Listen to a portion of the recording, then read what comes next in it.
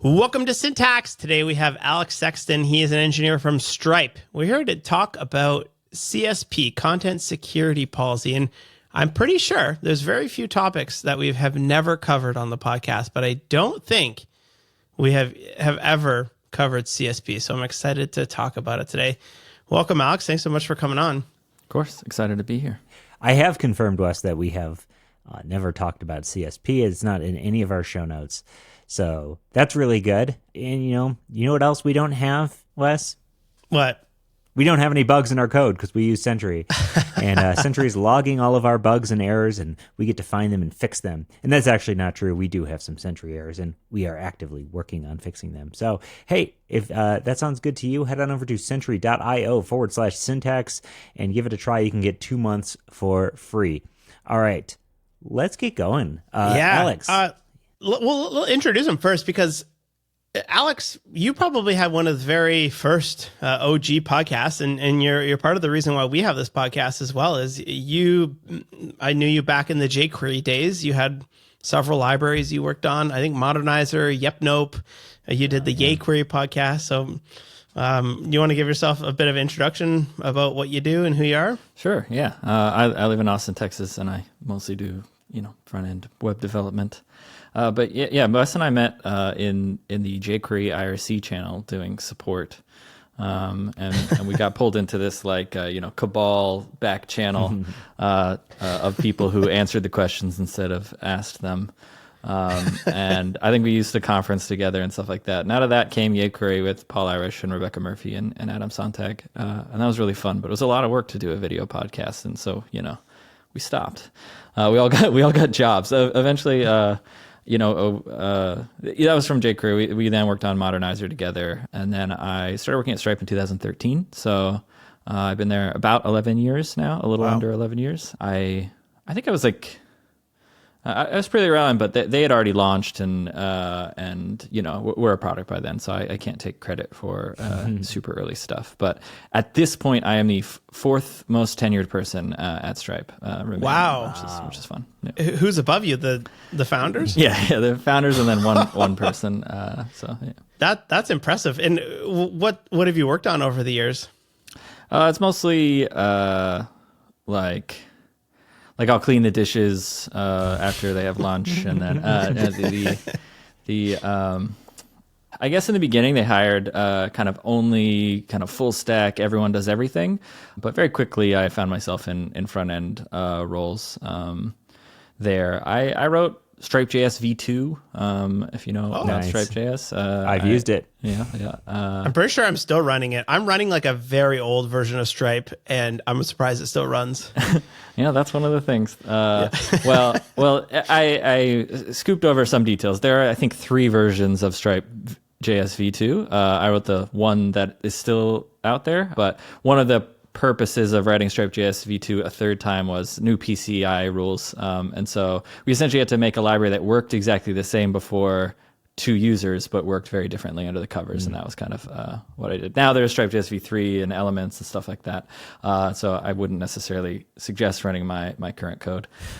Yeah, and then I worked a lot on the dashboard over the years. So the dashboard's probably been my primary work. Some of the bigger projects I've had on the dashboard have been internationalization. I don't know if y'all have done, I'm sure you've done some internationalization episodes, but that was kind of my project from start to finish. Internationalizing most of Stripe was my personal kind of singular project. Eventually I got one manager, and then once it was kind of live and successful, they're like, all right, we'll put a team around this. And so that was actually, it took a lot of advocacy and stuff like that to get that across the line. So I'm proud of that, but also now there's a team of people who do great work, and I can't take any credit for it. Then I worked across our design systems team for the last probably 6 years, up until about a few weeks ago. And so Stripe has an internal design system we use across, let's say, most of our products. And me and a band of heroes worked on that for a long time. And that's been the primary work I've done since then. That's cool. So many of those things are very impressive projects on their own. The Stripe dashboard has long been one of my big inspiration seeking places. If I want to see, how do I do a dashboard? I almost always go to Stripe and look at the Stripe dashboard before proceeding, because there's so many nice lessons there. So yeah, bravo to everything that you and the entire team have been doing, because it works really well. It's fantastic. Yeah. We are going to get to the CSP stuff, but one of our most popular episodes last year was the design systems episode with Brad Frost. So I'm very curious, like, what is your design system using? Is it React based? I know web components is pretty popular. Is it CSS classes? Yeah, so I'd say the design system started out of a project that I was writing in 2015, maybe, called Bootstripe. And for a long time, the company used Bootstripe. I have a talk on it from JSConf Argentina, I think in 2015 or so, where I talk about what Bootstripe is. But it's mostly CSS classes, right? It's like a BEM style. I think you used Suit CSS at the time, right?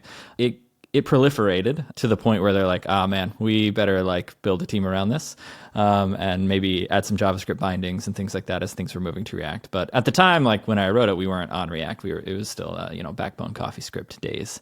As a team went around, it became a React-based library, and over the years, the CSS kind of fell out. And so the project called Sail internally. Theoretically, there was a backronym added, but let's just say that it's just named Sail.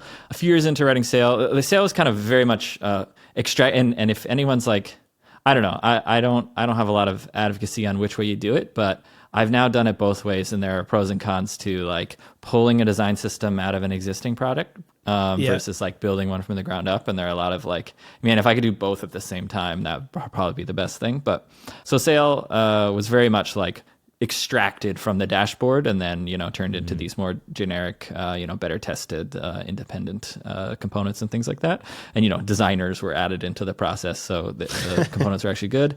And then maybe like 3 years ago we set on a project to rewrite kind of from the ground up, so we have Sail Classic and Sail Next. And so when you go to the dashboard, you're getting both. It's kind of like technically you're actually still getting Bootstrap too. So in the dashboard, you'll hit some pages that are very old that are using CoffeeScript Backbone and Bootstrap, and then you'll get some pages that use Sail Classic and even like the same modal might have a cancel button that's Sail Classic and one that's Sail Next. But one of the key things that we wanted to do in Sail Next is add like the ability to do like theming, especially like even local to subsections of the tree, really efficiently, because we wanted to use it across more products. We want our link product to be able to use it. We want Connect products to be able to use it. We want like branded customers to be able to come to us and then, generate a checkout form that looks like their brand, but it's using our design system under the covers. So we can run it in like IBM Carbon mode, or we can run it in all these different modes that, we don't spend a lot of time on. It's just kind of a fun demo. And because of that, like we can make it look a lot like Sail Classic. So we kind of have that one's like CSS and JS, React. It's React Aria based is maybe the big thing you wanted to know there. That awesome! That I waited till the end too. I'd say that like if you're, I don't know, I'm probably gonna get some comments, but like I have tried all the like headless and stuff. I don't know, they're all amazing and all that kind of stuff, but like nothing is as like mature as React Aria, or even close. Cool.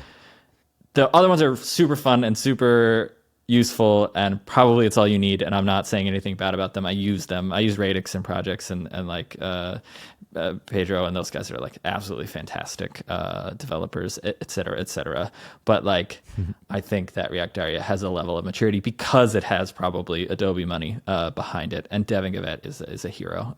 No kidding. So I'd say we're very happy with that choice, even though like, there's downsides to like not controlling 100% of your own destiny sometimes. Cool. Totally. And what about the iOS app? Is that a totally separate thing? So we don't have iOS engineers on our design systems team, and it is a native iOS app that we have. But we do work closely with the iOS team for them to pull in like assets and tokens. So like they very much use the design system from a systems sense, especially like they use like Figma assets and all sorts of things, and they have custom overrides for iOS. But there's not a lot of code sharing. There is some code generation, like some of our code gets generated into stuff they can directly use, especially when it comes to like colors and tokens and things like that. And so that's cool. So there is a crossover, but it's pretty light, and it's pretty manual. Each time they want to use a new part of the system, it's like there's a lot of like talking needed to happen. That's super interesting. Thanks for sharing that. Yeah, super interesting. All right, let's talk about content security policy. This is kind of an interesting topic, and I know Stripe has to go into it quite a bit because the Stripe JavaScript, you can npm install Stripe, but it doesn't actually have the Stripe JavaScript in it. It actually loads it from Stripe servers. I'm assuming because of some crazy compliance rules that you have to jump through. But you want to give us a rundown of what it is? Sure. I think npm installing Stripe is, I'm not even sure necessarily. There's like Stripe Node and Stripe bindings to our API, and then there's Stripe.js.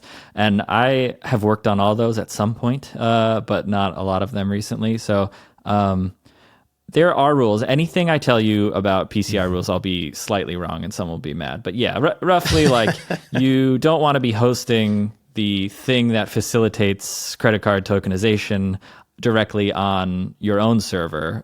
Part of the rules is that it needs to be served from, something that has blah, blah, blah, PCI controls. Yeah. And so there's that part, but, CSP is one part of client-side security, and maybe we should branch out into talking about more than just CSP sure. as part of this. But like there are parts of like security specifications that I think could solve for this, but like the PCI organization isn't necessarily known for being like on the cutting edge of like what browsers can do and stuff. So you could see something like sub-resource integrity, which like verifies that the script that you downloaded from any server anywhere matches the hash of the content that you expect. And so theoretically, like you could imagine Stripe providing the hash of Stripe.js in the Node.js package and saying, feel free to host this yourself. And I think that would probably be about as secure and that could work out, but I don't think that that's part of the rules. Actually, there are some PCI 4 stuff with sub-resource integrity. Like they're trying. It's just like, that's been out for 5 or 6 years now. Oh yeah. Yeah. Because if you were to like link a script tag from like, still pretty popular is to like link it from like esm.sh or unpackage or something like that. If you do it with the script tag, they'll often give you a little hash. And that way, if somebody hacks one of these CDNs and changes the JavaScript, which has happened in the past, then the browser will refuse because the fingerprint of that file has then changed. But it's not the case with, at least right now, last time I checked, there's nothing like that for ESM imports from an external URL, which could really bite you.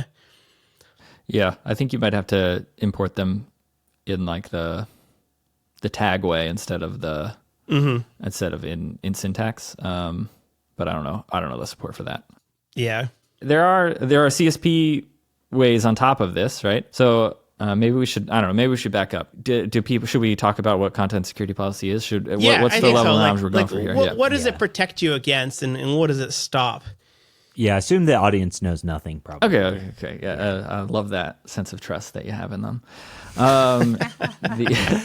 The content security policy, or CSP, and this is a fun one if you're a pedantic person, unlike myself. A lot of people will talk about CSP policies, and that's like saying ATM machine. You're saying the P is duplicated, and that's fine. I'm fine with that. So content security policy is a specification that most browsers implement. I don't know, I think it's like IE8, maybe it's IE7. There are versions. There's content security policy 1 through 3, and there's additional specifications and modifications that are being added to it in the working group still.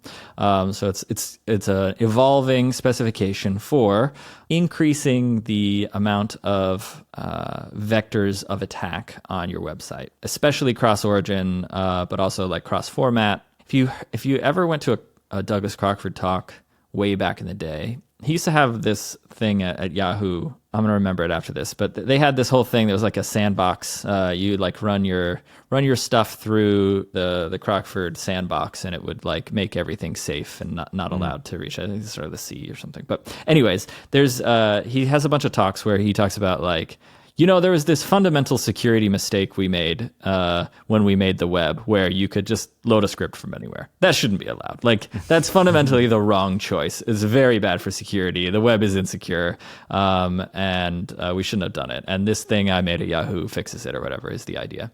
And I think that's roughly true, but I think he also acknowledges this in the talks, like, that's also what made it work, right? Like, we had to start with the insecure thing everyone just mashed everything together and it was fun and it was chaos. And now like we've grown up and we put our bank stuff on it and we're like, okay, let's lock it down.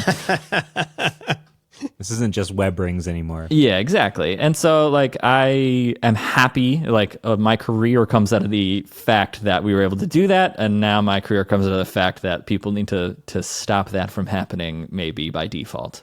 And so the idea in most security circles on how to like make something secure is to not think of all the ways that someone could hack you and then block them. It's block everything and then think of what you need and only open up a little bit for that. And then you still have to worry about how people can attack you, but that surface is now much smaller.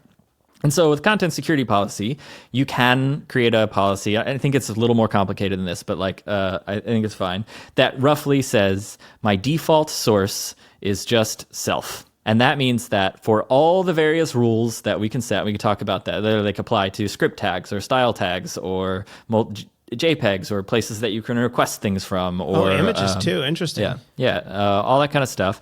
And it says like the default source is the kind of the fallback, right? So you're saying my fallback is the only place an image can load from is my own self.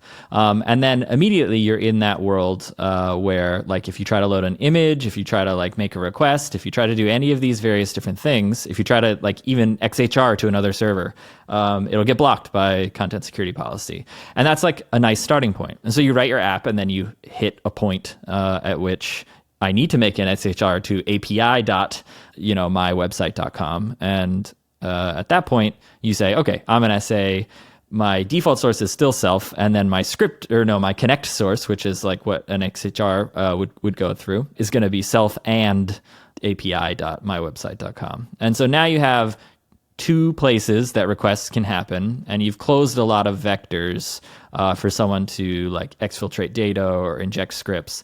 It also, by default, and this is different than what we were talking about with all this Croc stuff, will disallow inline styles and inline JavaScript. And technically that's not part of what we were talking about before, but since that's such a strong vector for things to go wrong, and it will also, it actually disallows things it calls unsafe JavaScript or unsafe styles. And those also include things like new function with a string or eval. And so it kind of closes off all the loops to run arbitrary code from not a script tag that you loaded from your own website. And so I love this idea of permissions by enabling what you actually need. Yeah, the opt-in. And we've seen this with, Dino compared to Node.js, where it's locked down by default. You have to explicitly enable things. But if you've ever worked on anything like iOS or whatever, you're constantly telling it what you need. That makes a lot of sense to me, and I don't think I've ever heard it expressed that way about content security policy. The inline script tag thing is really interesting because so the other day, Scott was doing a really quick proof of concept with HTMX where he was just, you have a form, you type in the box, you hit submit, and it adds it to a list of things, right? And he's like, he sent me a link. He's like, can you see this? Like, I'm trying to host it online. So immediately, of course, I put a script tag in the input box. Thank you for that, by the way. Deleted, and he goes, I should have screenshot it. You deleted the delete button. Because what had happened is you're just putting HTML of the thing. That's what an XSS attack is for anyone listening, where you have like a name input, and you make your name open script tag, steal banking information function, close script tag, right? And I always thought the only way to deal with that is sanitize your actual data. But there also is just a blank CSP rule where you can say no inline script tags at all, or CSS as well for that fact. It's actually the opposite in an important way, which is that there's no rule to say none. That's the default rule. There is a rule to say allow unsafe inline JavaScript. And you can also only allow unsafe inline or unsafe eval separately from each other, so you don't have to like do one with the other. But a lot of times you actually run into these problems where you want a little bit of something but not a lot, and then we can talk about the strategies for that. But you get these buckets. But yeah, by default you cannot with just like everything locked down, you can't do it, and you can decide to allow unsafe inline or unsafe eval. Wow. And just to be clear, how are we setting these things? You're a Veg developer. Yep. This is a header. that comes with every request or every response in the HTTP request. So you request, index.html from your website, and it comes back with headers that are like, here's the cookies for the website. And then one of them is called content security policy. And it has this format that has these, like, I think they're called directives, right? Like the default source or the connect source or the script source or the style source. Those are these like little lists of allowed places you can connect to. And it's probably much better if I had a slide to show everyone, but I think you have a lot of audio listeners. Yeah. Alternatively, you can do a meta tag, but there are more problems with meta tags, and I think they're like generally discouraged unless you must. I find that they're useful for like hacking sometimes. You don't want to like figure out how to do headers on some closed system, but like they're more like if someone can inject before your CSP meta tag, then they'll win because they can just inject a meta tag that's like everything's fine, and then then the other ones get ignored, right? And there are also some rules that you can't inject via a meta tag, and so like it's limited support. I'd say that, like, unless you must use it, don't use the meta tags. But yeah, typically a header, and it's got to come with every single response. It can be custom per response. So if you have certain, like, some people are worried about the like byte overhead of this because it can get quite large. And we can also talk about strategies with that. Maybe I should write down what I'm going to say. We can talk about strategies for. But, the directives apply to anytime, like if you have a full page reload, those directives need to work for everything that might happen from then on out. So if you do any full page reload, like you can't update the content security policy along the way. And so for most like spas, you pretty much just send everything. Oh, interesting. Because it's only for rendered HTML, right? It's the HTML response. So it's not anything can happen after that, but that page is locked into that content security policy because it only got the header once, right? You only made the request for the HTML. The body, was loaded in via HTML. Only the once. And then it was modified all sorts of times, and it looks totally different. But those rules need to continue to apply. And that's actually not too hard for most apps. But when you get to Stripe size, and there are, hundreds of people needing like custom rules for their one thing, and it's a big spa or whatever, then single page application, acronyms are bad. Then you end up with just like, you go to the Stripe page and it needs 7,000 rules because like there are so many different like little use cases where someone had a thing, and then it becomes pretty insecure, right? Like you're almost back to where you started. And so it takes, at an organization our size, a few different strategies to like mitigate that from happening. That's the default outcome after a few years of like turning on CSP, is that it becomes huge and like someone gets a PR approved that's just like, yeah, allow all unsafe things because I need that for this graph library. And then you don't realize that like all the other work you did has now been invalidated. Oh yeah, like I was just gonna ask you, like, what types of stuff commonly pop up, and like that could be one where like a library needs to reach out to an external CDN to download something, or what other types of things do you often see? Yeah, those are pretty easy to mitigate. You just like mirror it yourself, or you say that this one URL is fine. Now, whenever we're talking about directives, you can, let's say script tag is a good example, right? I want to be able to load jQuery from the Google CDN is something you might say. Like, I think that's an important performance thing for my website, which might be wrong these days, but let's say you believe that. And you could do that. You could add google.com as something that is allowed to load. But now if someone hosts like, hosted.google.com/my hacker website, you can load JavaScript from there too. So you can actually qualify the URLs as much as you want. And so if you want to load jQuery from the Google CDN, you can fully qualify that only this full URL can load from the jQuery CDN, not just the domain. And so that's the first thing. Like, the first line of defense is like, all right, you have this script that we're pretty sure is fine. We're not too, like, if Google gets hacked, we're probably screwed anyways. And so, yeah, load it from the Google CDN. This isn't my actual opinion, but load it and then just add the full URL is what I do. That's probably the first line, is like, that's better than all scripts are allowed, right? Like, it's so much better. Yeah. And so that's the first line there. But then, you could self-host. But there are other ways things break. There are a lot of libraries that will include inline styles, and those inline styles will be injected in a certain way. Or a lot of libraries will do eval under the covers for some like perf reason. Charting libraries are often like the worst offenders here, for whatever reason. I'm sure it's Mike Bostock's fault somewhere down the line. But mitigations are rarely that easy for those. You have to like reach in and fix them. You'll see like go to any open source library that you use and search for content security policy or CSP in the issues, or especially the closed issues. And you'll see people being like, hey, I can't get this to run. And often the advice is turn on unsafe eval, right? It's just like, it's like, and I actually am a little bit sad because there was this like wave of like adding CSP policies to Create React app and things like that. And then just like so fast, the advice becomes, here's how to functionally disable it. It's like it's both on and off at the same time, the worst of both worlds. It's both going to annoy you and not protect you. Back in WordPress days, the fix for your plugin not working was just chmod 777, the whole exactly. That was the solution for so many things. Well, I fixed it. It's not loading. It must be a permissions issue. Open them all up. Just crank them right open, and obviously that fixes the issue. But you're opening yourself wide open to everything.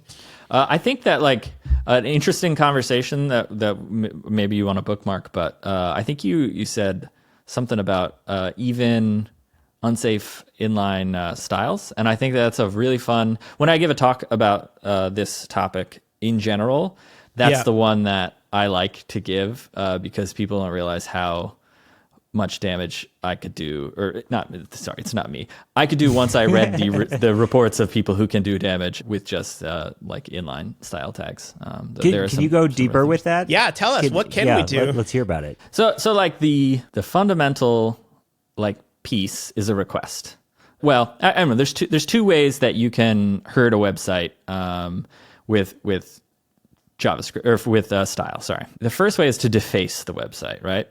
Or cause the user to click something they didn't intend to. And those don't necessarily require you reaching out anywhere.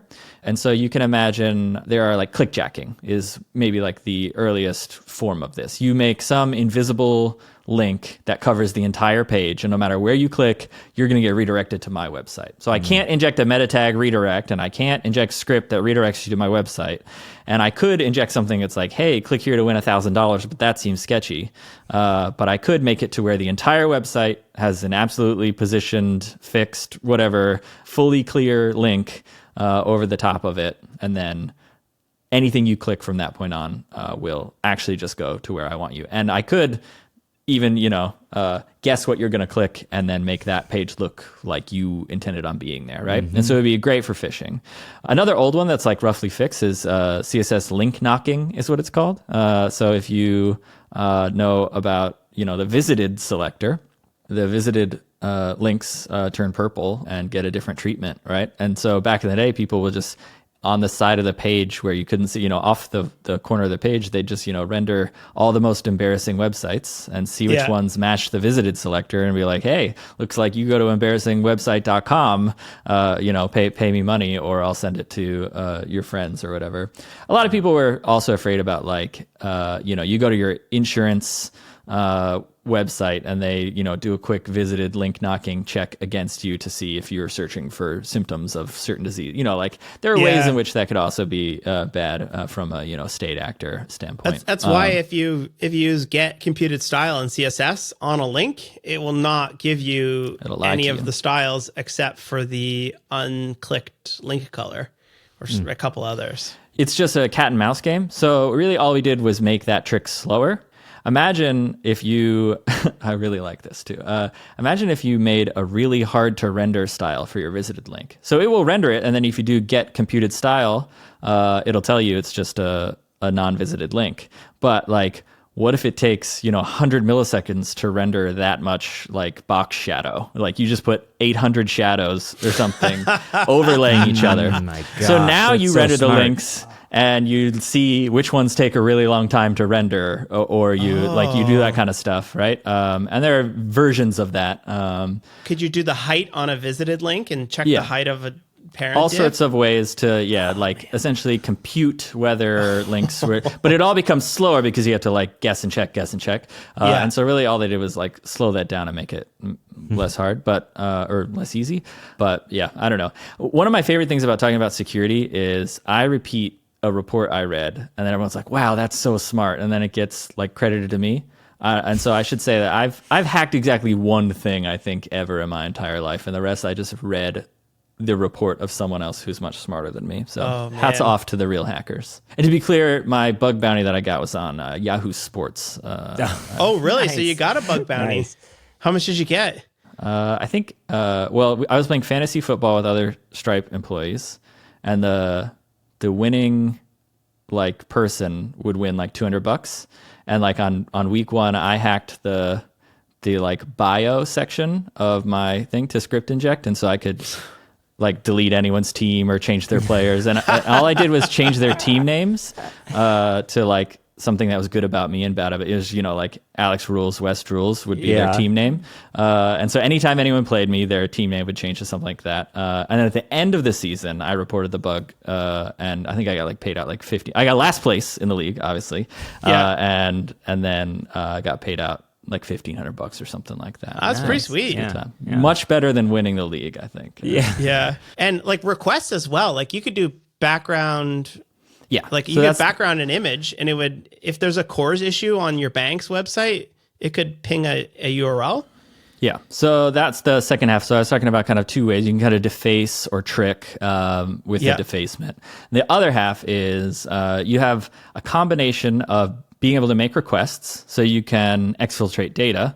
You can at least like write an analytics, right? Like I know exactly which IPs are on this website exactly when, and maybe that's useful to you and that's enough. But often people are like, yeah, that's fine. Like someone injected, they can like reach for this transparent.png that gets requested as a background image, and that's not great, but like what else can you do? And that's where things get really, really interesting. So the first thing you got to add is the power to write like selectors that match fuzzy things, right? So you can have like a starts with selector, or you can have a selector that matches. So imagine you had like a 4-digit PIN that you need to put into your bank website, or a 2FA code that you need to put into a website, and you need to like exfiltrate that data. Now you could just write, what is it, 16, it's not 16, whatever. You could write 10,000 selectors and inject them into the page, and each one matches an image called 1234.png, 1235.png, and then whichever one matches ends up being the one that's requested, and you've now exfiltrated the thing that the user typed into the page. Wow. And you might say like, all right, well, what we really don't want to happen is for people to exfiltrate a CSRF token, for instance, because then they could make requests that are essentially authenticated against the API for this user. And you'd say like, all right, cool, my CSRF token is so complex that it would take so many, trillions of selectors. And this is the most mind-blowing one to me.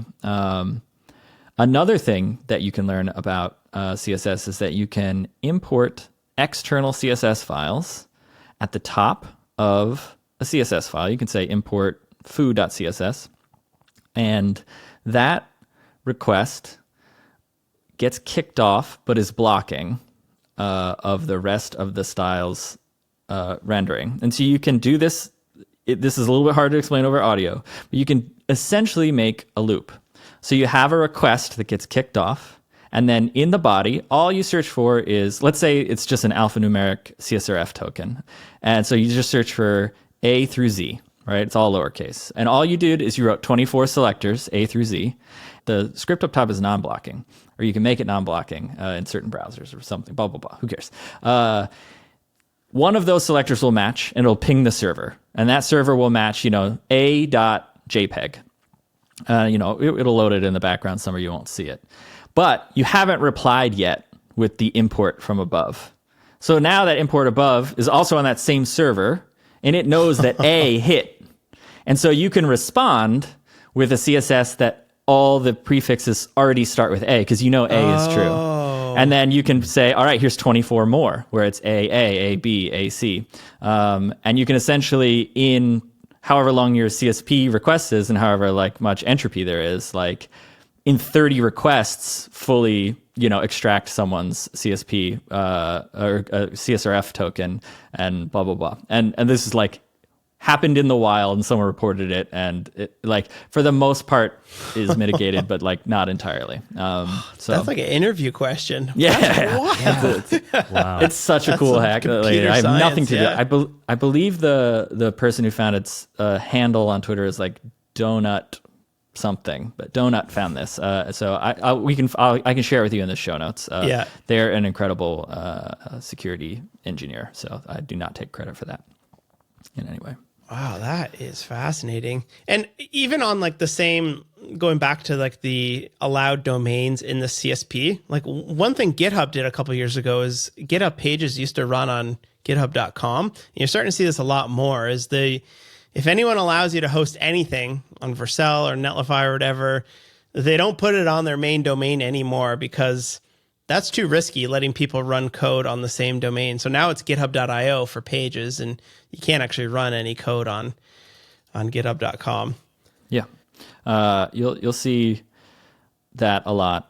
You'll even see that internally at companies. You'll see companies who could host their CDN. Like there's no reason like Stripe's files can't be served from the same domain as other stuff, but you'll see like CDNs get split up, and you'll see like different products get split up into different URLs to even just like mitigate internal URLs versus external URLs. So internally at Stripe, we have URLs for like more locked down services, and then URLs for less locked down services, and like different types of data can exist on different ones. So like our like internal CodePen type thing, it's, you can write arbitrary code and host it, right? Like that's going to be on the least secure one. It can't like reach out and hit user data or something. Of course, I don't speak in no way on behalf of Stripe for this, by the way. Nothing I'm saying is official. It's all a joke. Okay, good to know that. One question I have here is, what about injection? So there's kind of two things I'm thinking about right now. Is one, a couple of months ago, I sent a tweet out with just some obfuscated JavaScript, and I just did that. And people, of course, were like, well, what does this JavaScript do? There are JavaScript devs that follow me. So they pasted it right into the console, and it retweeted the tweet. It found the retweet button and clicked it, and then it's a worm. That's what a worm is, right? And I quickly deleted it because I thought that like I might get kicked off of Twitter. Yeah, you might get, but like that's how the original MySpace worm happened as well. The Sammy worm. Do you know? Wait. You're admitting to writing a worm, and then knowing about the Sammy worm. The Sammy is my friend. Yeah, do you know the story? Outcome of that whole thing? Yeah, didn't he get a knock on the door by the FBI or something? Okay, so that story is pretty good. It's there was originally someone who did some stuff with Facebook, and they very famously like turned Facebook to look like MySpace, and then Facebook was like, hey, you should just work for us. Like that was incredible, and then he did, and he made a ton of money, and he's super rich now. And Sammy is like a great hacker. Sammy also wrote like EverCookie and a bunch of stuff. It's one of the best security engineers for front end stuff ever, for sure. And Sammy did that. Sammy is my best friend. I can't remember. Sammy's my hero. I think it was. Whatever. Who cares? SAMY. And MySpace is like, hey, that's amazing. You should come work with us. Thanks so much. And flew out to LA. And like when he gets off the plane in LA, like gets arrested by, the FBI, and then told he can't use a computer for 5 years under like the Patriot Act. So his outcome was quite different. Nuts. From the same thing. Because like I would totally do that. Yeah. Yeah. Oh man. Well, maybe I shouldn't be doing that then, because like you think, oh, it's funny, like post a little bit of JavaScript. Haha. You should teach people a lesson about running arbitrary code. Yeah. But that's crazy. So yeah, you hear that, Wes? You hack my code, you're going to jail. Yeah. Well, Patriot Act. Yeah. Good thing you're Canadian. Yeah. Yeah. You can't cross the border. Well, maybe there's some sort of agreement between Canada. They're going to send you over here. So there's that. There's like the self XSS, which is you get people to run it. And then there's the other one, which is, we had this question. We talked about specifically the Instagram and in-app browsers, where Facebook will have an in-app browser that sort of mimics it, but they're allowed to, when you run the browser, you can change the rules, I think. Is there any way to use CSP to stop in-app browser from injecting JavaScript? Yeah. Okay. A plug for Sentry, and also a plug for Sentry to help me even more with this problem. I actually don't have to deal with this, but if you run a content security policy that has reporting on, so one thing we haven't talked about is that you can add a report to directive, and anytime there's a violation of the content security policy, then that violation will be sent as a report, and you can like log it, right? So we have logs of all the things, and Sentry handles content security policy reports, and it's much better than what I had to use before that, and that was great. But the web is crazy, like there's things like in-app browsers that are trying to inject stuff all the time. And so the amount of noise that exists in your reports makes it almost impossible to find like the single hacker that's hacking, right? I don't know if anyone tries. I'm sure there's someone at Stripe who's thinking about that. I'm not, again, this is all a joke. It's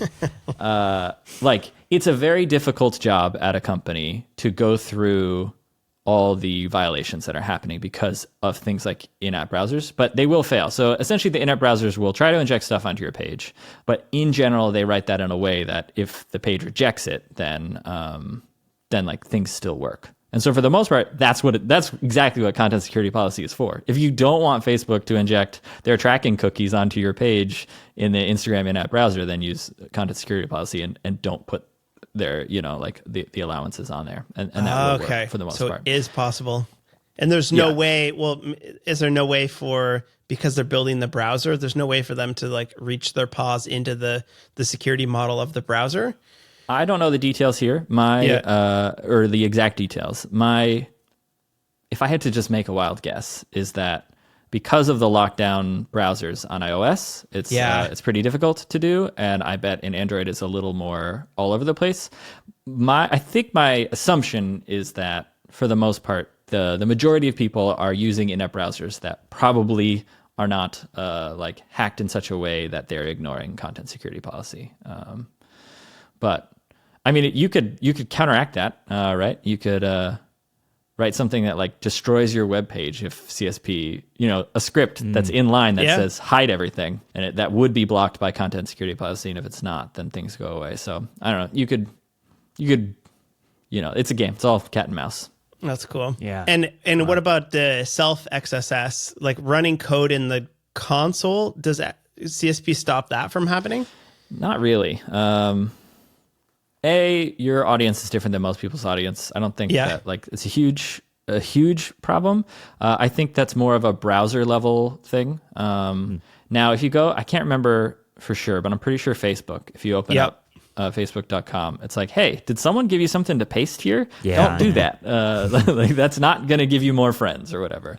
I think there have been various things that browsers have done to make bookmarklets more safe for people, because that used to be the way that hey, save this, copy this into your bookmark and then click it. It would be a way that people would do script injections, and that kind of still works, but it's like it's a little bit more locked down. I don't know. There's not self XSS is tough. Yeah, it's hard to like Safari's approach is you have to turn on developer mode in order to even get access to the console, for instance, and I think that's like why they do that. Yeah, makes sense. Right, to save people from themselves, which is always the hardest part. If somebody's like really, really trying to install something on their system, you can only do so much to stop them. Yeah. Hey, we are at 48 minutes. Oh, yeah, just an man. FYI. Is there any parts of this we haven't touched upon? Oh, immense parts. Yeah. Is there anything that we absolutely should hit, either on CSP or just on client-side security in general? Yeah, maybe like I think it's been fun to talk about like why, like the mental models and like why it's scarier than you think. But maybe like the most practical things you can do. Yeah, let's do that. Yeah, that's what I have here is like best practice, like telling someone like what should a regular dev, especially because this stuff is front end specific, but requires you to do buy-in on the server, which is not generally something that happens a lot. Yeah, it definitely changes your mental model a little bit for some things. I'd say that like my number one advice, if you don't already have an application, is do CSP from the get-go. Much like something like internationalization and often like accessibility I'd put in this bucket are things that are not that hard to do right if you do them from the beginning. It's like turn on CSP every time you need something, put it in there. If you're not a huge company, that's probably fine. You're good. It's hard to add CSP to a website 2 years after you launch, because there's so much you've been paying. You have to like push back all the aggregated work that you've pushed off until that point, and that can like be disruptive, and there can be hard edges. So my first advice is probably, if you're starting a website, start with a pretty locked down CSP and just like add things that seem reasonable to you along the way, and you're probably going to be okay. And maybe another tip I'll give along the way, it can talk about what a reasonably locked down CSP is. But second is, if you already have a website, the first thing I do is start writing a policy that you think is good, and start with what's called content security policy report only. So you can send a header called content security policy report only, and it works exactly like content security policy, except for that it only reports. Oh, we That's just great, yeah. finished recording an episode for that exact same for DMARC, which is sending emails. Send the reports only. Don't throw anything in spam yet, but give me a couple of weeks to sort of see what's going on here.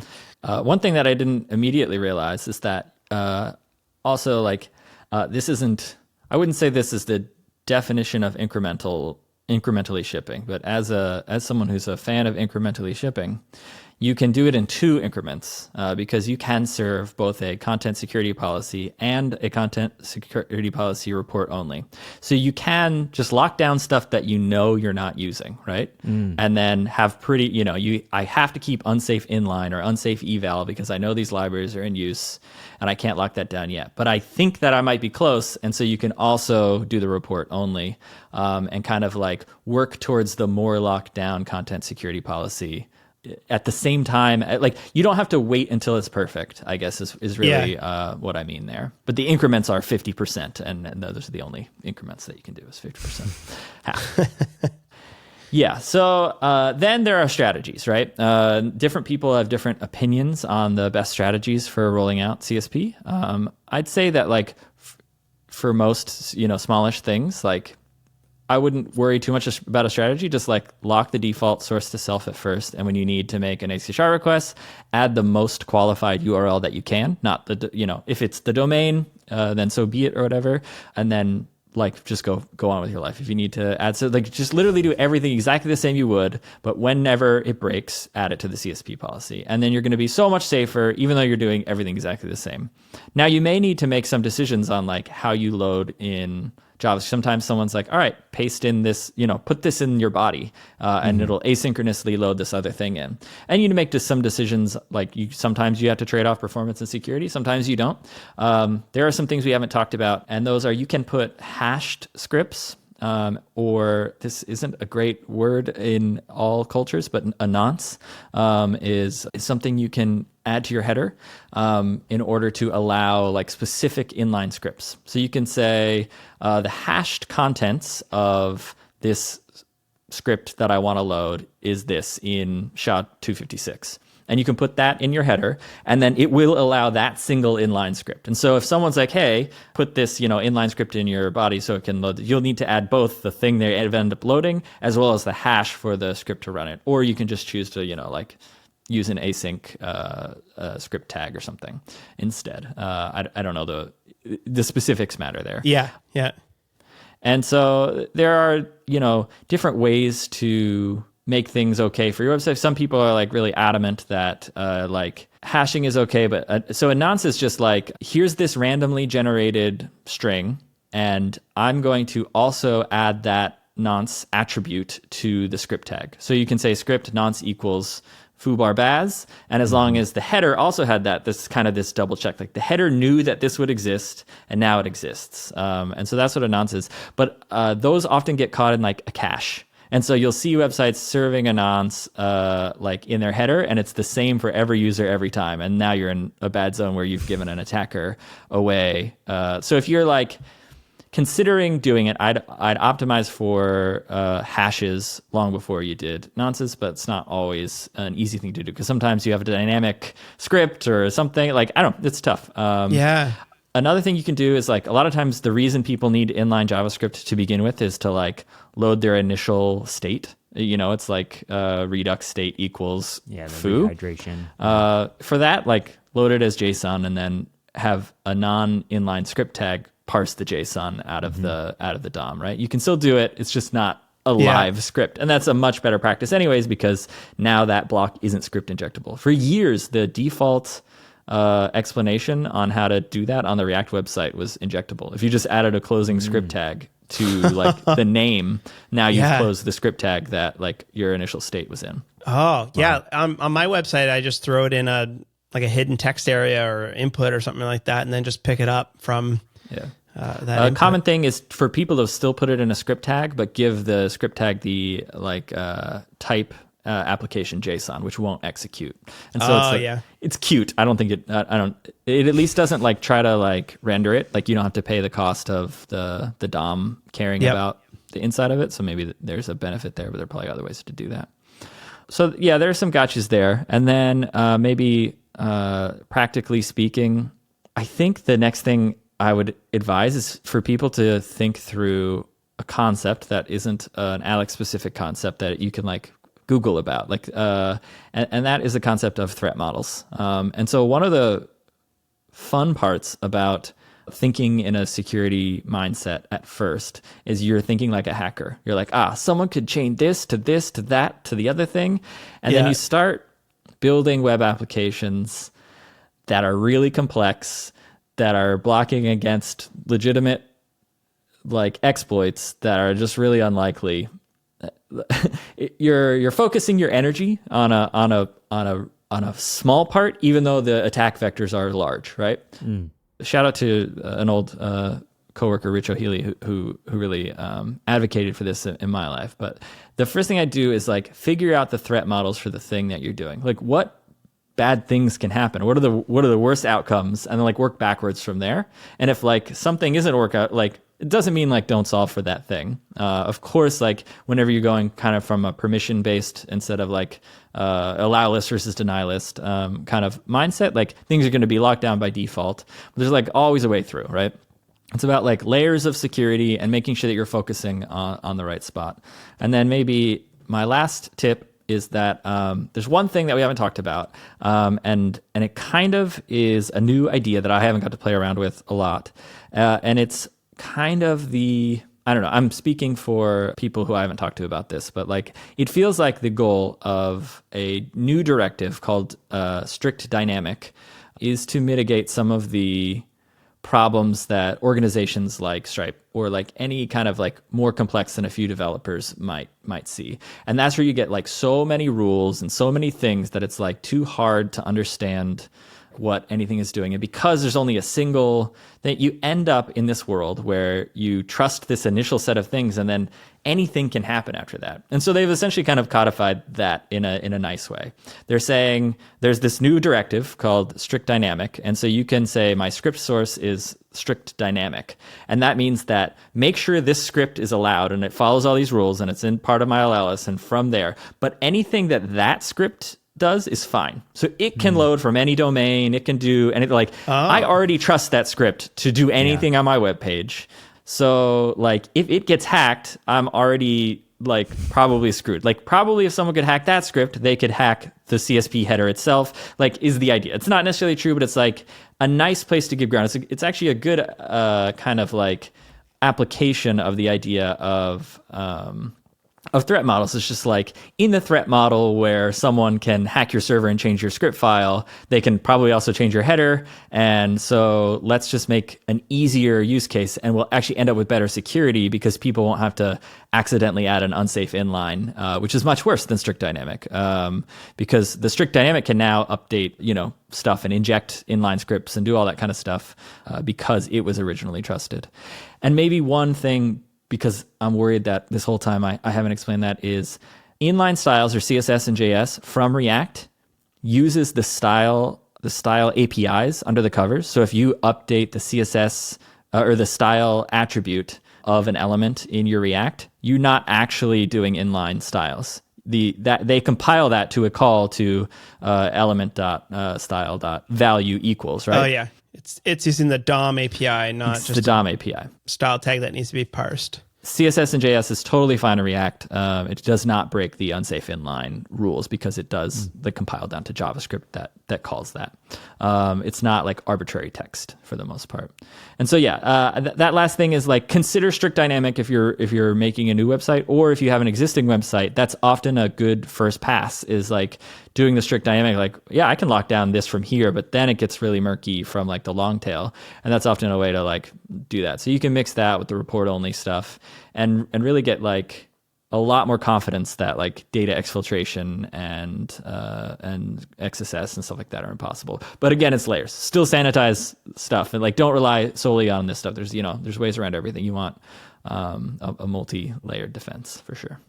And I had just a quick question on development and staging environments. Obviously, these are going to be totally different URLs, different area. Like, what's the process for making sure that this is all good in all of your environments, works smoothly? Yeah, 2 layers here on simple things. Some of the directives that they have built in are like self, and that's really nice because it just, whatever you are, if it's staging .syntax.fm versus prod.syntax, it just works because that's the self. It implies like whatever served this header. But yeah, for sure, like we might be hitting different API endpoints, and you don't necessarily want to open up staging .syntax FM, API syntax FM on the prod one, right? And so there's not like CSP level tooling for that, but many frameworks have toolings for this. At Stripe, I found that the thing we've landed on that I like the most is getting those directives that are related to each other as close to each other as possible. I'd say the first pass that anyone do is like, here's our staging CSP and here's our prod CSP, and they're these 2 files or these 2 sections of the file. And updating one often means you forget to update the other and you break or whatever. And so I think the current one looks more like you can add something and then you can give it the QA mode or whatever. Like anytime you're adding something, it's like, here's the bundle of things I might need to use, and here's how it works in the various different environments.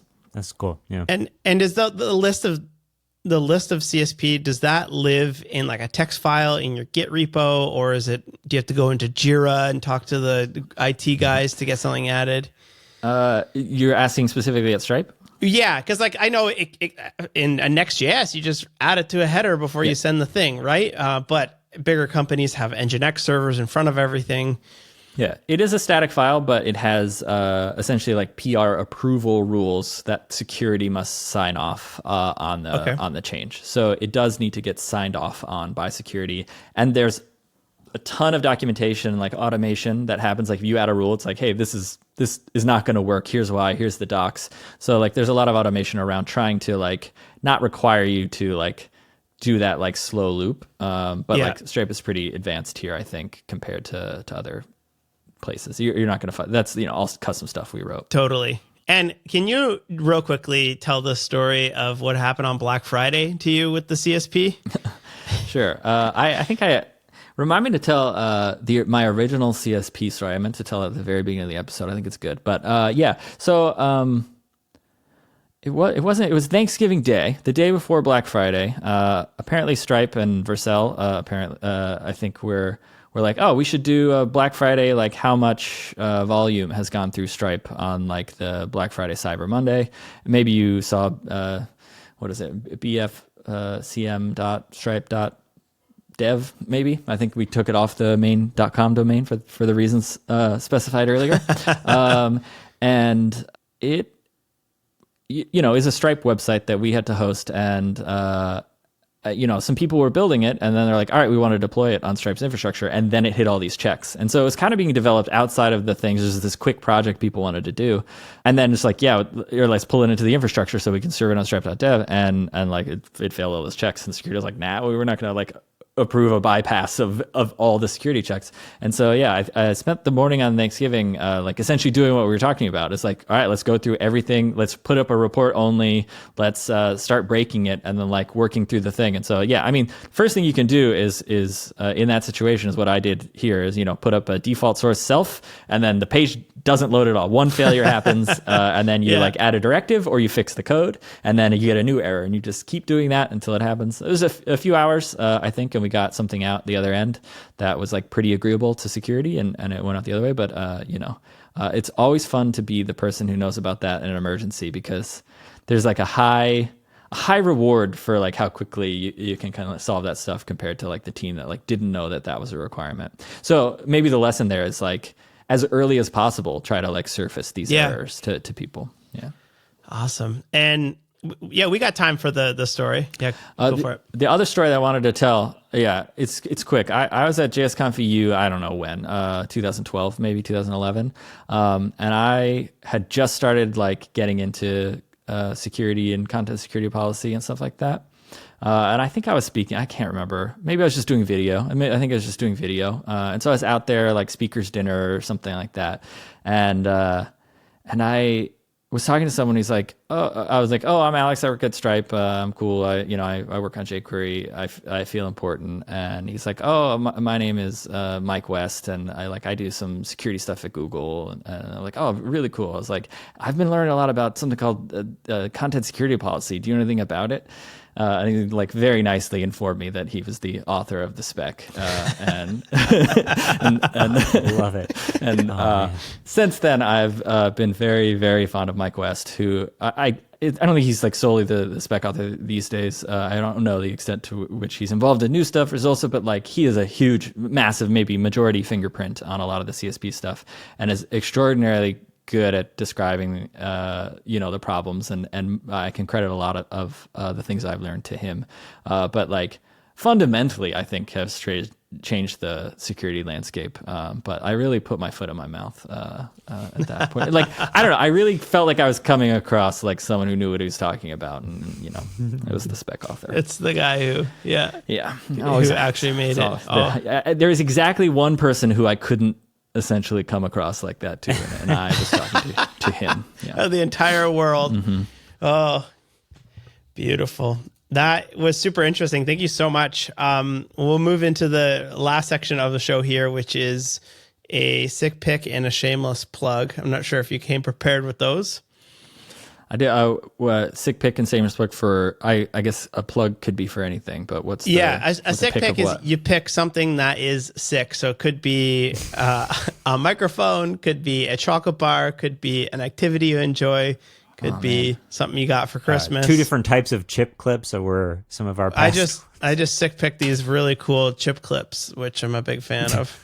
I see. Yeah, no, they bend. I guess I'll plug. I have my sick pick and my plug are going to be the same. Okay. There's this guy on Instagram who does like home improvement stories that I really like. I think his name is Wes Boss. Whoa! And you should follow his like basement reconstruction. Yeah, I really appreciate all of his organizing tips. Also subgenre of like thrifting. This is some of my best content. Yeah. Awesome. Sweet. Well, thanks a lot. People can follow you. Where do you post as well? I think mostly just Twitter these days under Alex Sexton, which is kind of like my name, but the first letters swapped, and you lose an E somewhere in there as well. Alex Sexton. Yeah. Beautiful. All right. Thanks so much for coming on. Appreciate all your time and your insights. That was super informative, and I love hearing all the stories as well. Yeah, for sure. Thanks for having me. Yeah, thanks so much. Peace.